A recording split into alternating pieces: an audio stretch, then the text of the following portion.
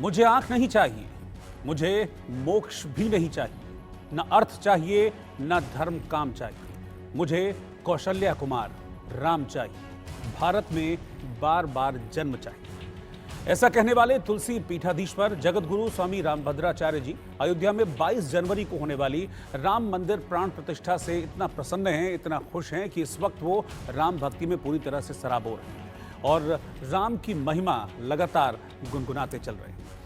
जगत गुरु स्वामी रामभद्राचार्य जी इस वक्त हमारे साथ इंडिया न्यूज़ पर जुड़ चुके हैं। हम उन्हीं से बातचीत करेंगे, उनके अनुभव साझा करेंगे। आपका बहुत बहुत स्वागत है रामभद्राचार्य जी इंडिया न्यूज़ पर। और पहला सवाल मेरा यही है रामभद्राचार्य जी कि 22 जनवरी को राम मंदिर की प्राण प्रतिष्ठा होने जा रही है। लाखों सनातनियों का जो सालों पुराना, वर्षों पुराना सपना है वो पूरा होने जा रहा है। अयोध्या में भव्य राम मंदिर बने, इसके लिए आपका भी संघर्ष रहा है, आपका भी प्रयास रहा है। और अब जब वो घड़ी, वो पल इतने करीब है तो कितना हर्ष, कितनी खुशी आपको हो रही है, आपके शब्दों में जानना चाहूंगा। मैं तो अपने जीवन का सबसे अमूल्यतम, हर्षप्रद और महत्तम क्षण देख रहा हूं। यही मेरी तपस्या, यही मेरी साधना, यही मेरी वरिवस्या, यही मेरी नमस्या और यही मेरी प्रतीक्षा का मूर्तिमान फल है। मौका है, इस पावन मौके पर जिस हर्ष की अनुभूति आप कर रहे हैं, जैसा कि आपने अपने शब्दों में बताया भी, रामचरितमानस की चौपाइयों से आप किस तरीके से उसका बखान करेंगे? मुझे तो यही अनुभूति हुई जैसे त्रेता में भक्तों को राम जी के आगमन पर अनुभूति हुई थी। जब हनुमान जी महाराज ने समाचार सुनाया जी, रिपुरन जीति सुजस सुर गावत, सीता अनुज सहित प्रभु आवत, सुनत बचन बिसरे सब दुखा, त्रिषावंत जिमि पाई पीयूषा। स्वामी जी, वही परिस्थिति से मेरी। स्वामी जी, हाँ, प्रभु श्री राम जब बाल रूप में, क्योंकि जो बाल रूप है उसी की प्राण प्रतिष्ठा होनी है, जब इस बाल रूप में मंदिर में विराजमान होंगे प्रभु श्री राम, और जब हम और आप उनके दर्शन करेंगे तो वो लम्हा कैसा होगा, मतलब उसे बताने के लिए, उसे बयान करने के लिए इस वक्त शब्द मुझे नहीं मिल पा रहे हैं। आप विश्वास कीजिए स्वामी जी, मेरे रोंगटे अभी से खड़े हो रहे हैं उस लम्हे को, उस पल विशेष को सोचकर। क्या आप प्रभु श्री राम के उस भव्य स्वरूप को अपनी दिव्य दृष्टि से देख पा रहे हैं, आप महसूस कर पा रहे हैं? बताएंगे क्या? जैसा कि मानसकार कहते हैं, श्याम गौर किम कहूँ बखानी, गिरा अनयन नयन बिनु वाणी। वाणी के पास नेत्र नहीं होते और नेत्र के पास वाणी नहीं होती। तो प्रभु के दर्शन का जो आनंद है वो कहने की वस्तु नहीं, अनुभव की वस्तु है। जी, वो सुंदर, वो बोल रहा हूँ, वो सुंदर नीले कमल के समान श्यामला शरीर, सिर पर स्वर्ण मुकुट, मंद मुकुट, मंद मंद मुस्कुरान, घुघरारी लटें, कमल जैसे नेत्र, बिजली जैसी दंतांगुलियां, हाथ में धनुष और बाण। ऐसा लगता है मानो इन अब बादल ने, आनंद के बादल ने इंद्रधनुष ले लिया हो सिर और कटतट पर पीतांबर। तो वो अद्भुत सौंदर्य है, वो मर्यादा पूर्ण सौंदर्य है। वहाँ भारतीय संस्कृति रोम रोम में झलकती है और संयम की शाश्वती सुषमा अंग अंग में थिरकती है। पुरुष पुंगवता की अलौकिक आभा श्री राम के दर्शन में छलकती है। बहुत बहुत खूबसूरत शब्दों में आपने स्वामी रामभद्राचार्य जी प्रभु श्री राम की जो एक अलौकिक आभा है उसका बखान किया आपने बहुत खूबसूरती के साथ अपने शब्दों में। विश्व भर में भगवान राम के करोड़ों भक्त हैं। कोई मर्यादा पुरुषोत्तम कहता है उन्हें, कोई दशरथ नंदन कहता है। स्वामी रामभद्राचार्य अपने आराध्य को, जैसा कि आपने अभी उनके स्वरूप का एक बखान किया, अपने उसी आराध्य को स्वामी रामभद्राचार्य किस नाम से पुकारते हैं?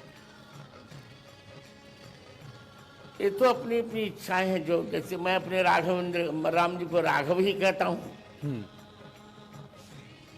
भक्त अपने रूप से कोई न कोई नाम रख लेता है।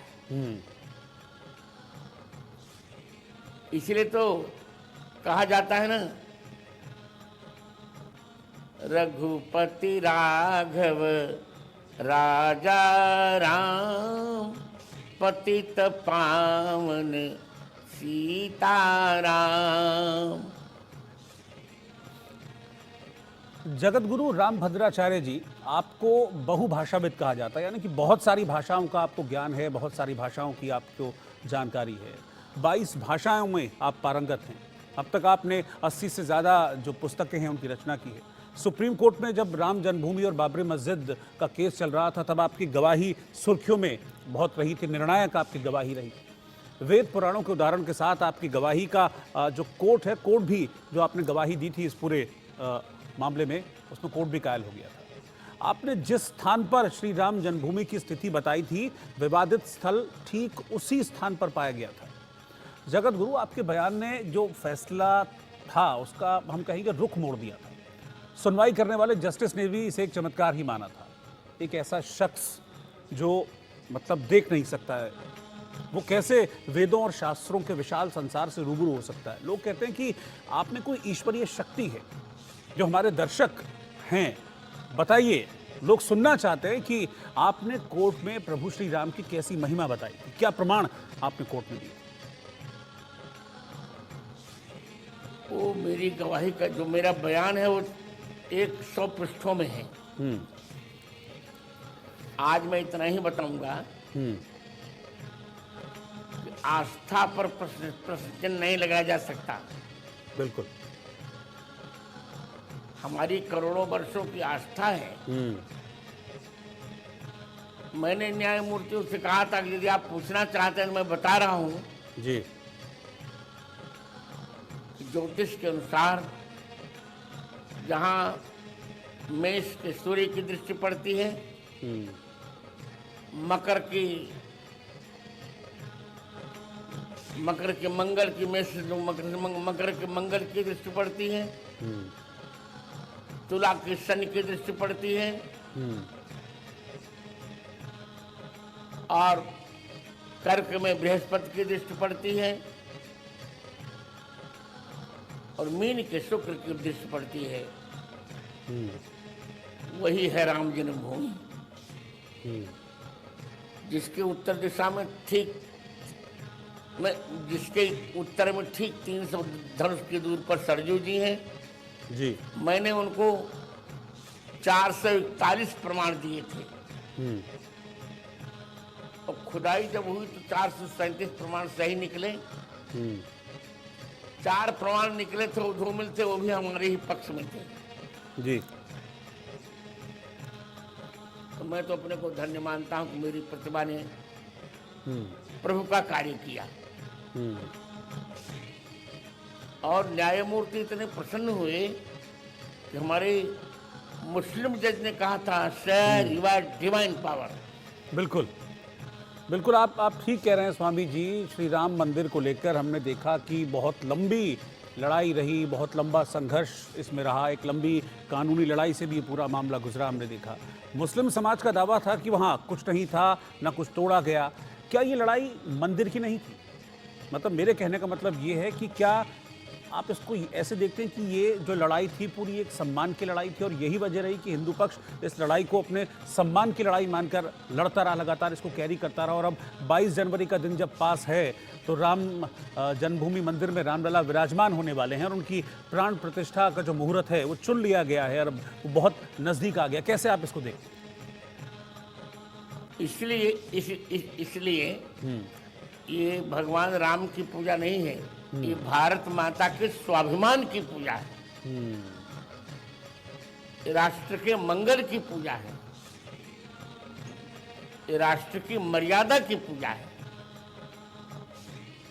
इस भारत राष्ट्र के शौर्य की पूजा है, इस भारत राष्ट्र की अखंड सांस्कृतिक परंपरा की पूजा है।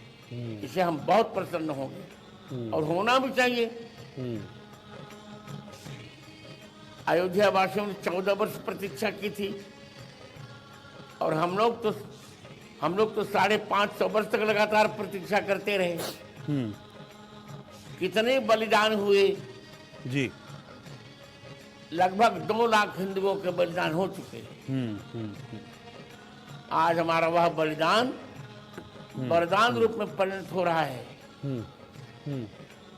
इसे मुझे बहुत आनंद आ रहा है। ठीक है, मैं स्वामी रामभद्राचार्य से अब ये जानना चाहूँगा कि स्वामी रामभद्राचार्य की नज़र में राम राज्य कैसा था? जो त्रेता युग वाली जो अयोध्या थी वो कैसी थी? कैसे बखान करें? त्रेता युग की अयोध्या बहुत अच्छी थी। आयतादश्चद्वे च योजनानि महापुरी श्रीमती तीर्ण विस्तीर्णा सुविभक्त महापथा 12 योजन आयत 3 योजन विस्तीर्ण सरयू विराज रही थी। वही अयोध्या ये भी है, कोई परिवर्तन नहीं आया है।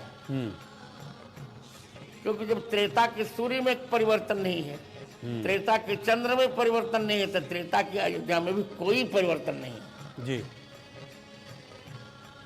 और हम 22 जनवरी को त्रेता की अयोध्या के ही साक्षात्कार करेंगे। स्वामी जी, करोड़ों राम भक्त हैं जो इस वक्त इंडिया न्यूज़ पर आपकी और मेरी ये बातचीत देख रहे हैं, आपको सुन रहे हैं। मैं आपसे ये जानना चाहता हूं कि उनका मन जो है वो आपके श्रीमुख से रामचरितमानस की कुछ चौपाइयाँ सुनने के लिए कर रहा है। मुझे लगता है, मुझे भरोसा है कि उनका मन इस वक्त हिलोरे मार रहा है कि आपके श्रीमुख से कुछ ऐसा सुनने को मिले। कैसे आप मानस की चौपाइयों के जरिए इस मौके पर अपनी खुशी को, अपनी जो प्रसन्नता है जिसको आप अभी अपने दिल में समेटे हुए हैं, उसको कैसे जाहिर करेंगे आप? त्रिपुरन जीती सुजस सुर गावत सीता अनुज सहित प्रभु आवत। जैसे बिछड़ा हुआ बालक जब आता है तो माता पिता प्रसन्न होते हैं, उसी प्रकार 550 वर्ष से बिछड़े हुए रामलला जी हमारे मंदिर में आ रहे हैं। हमारी प्रसन्नता का कोई ठिकाना नहीं है जी। हम अपनी प्रसन्नता कह भी नहीं पा रहे हैं। ठीक है, अच्छा मैं एक सवाल और आपसे पूछूंगा, एक आध सवाल और मैं आपसे पूछूंगा यहाँ पर। प्रभु श्री राम के ननिहाल और ससुराल से हम देख रहे हैं कि इस बार, अब क्योंकि 22 तारीख को प्राण प्रतिष्ठा है, तो तमाम तोहफे ससुराल से भी आ रहे हैं। पूरे देश में इस वक्त धूम है। श्री राम से जुड़ी और क्या वस्तुएं कहाँ कहाँ से अयोध्या पहुँच रही हैं, और मैं ये आपसे समझना चाह रहा हूँ कि जो प्राण प्रतिष्ठा है 22 तारीख को, इसमें इनका कितना इंपॉर्टेंस है, कितना महत्व है इनका? उत्सव में संबंधों का बहुत महत्व होता है। छत्तीसगढ़ में भगवान का ननिहाल है, नेपाल में भगवान की ससुराल है। तो अपने प्रियजन जब आते हैं तो ननिहाल वाले, ससुराल वाले प्रसन्न होते ही हैं, और जिसके पास जो रहता है वह उसे लेके आता है। नेपाल में नदियों का जल है, आ रहा है, और छत्तीसगढ़ में चावल है, वो आ रहा है। क्योंकि वनवास से आने के पश्चात पहली बार जो भगवान राम ने पालना किया था वो छत्तीसगढ़ के चावल से किया था। ठीक है, बस एक आखिरी सवाल रामभद्राचार्य जी आपसे मैं पूछना चाह रहा हूँ। ये जो पल है, ये जो मौका है, ये जो क्षण है, ये जो घड़ी है, ये आपके लिए कितनी बड़ी है? किस तरीके से आप इस पल को जाहिर करेंगे, किस तरीके से आप इस पल को लेकर कुछ कहेंगे? सत्य ये है, सगुन हो सुंदर सकल, मन प्रसन्न सबकेर, प्रभु आगमन जनाव जी नगर रम्य चमकेर। राम जी के आते समय जो उत्सुकता थी अयोध्या वासियों में, वही उत्सुकता इस समय हमारे मन में है, क्योंकि 22 जनवरी को गर्भगृह में भगवान राम पधार जाएंगे। बिल्कुल, बहुत बहुत शुक्रिया।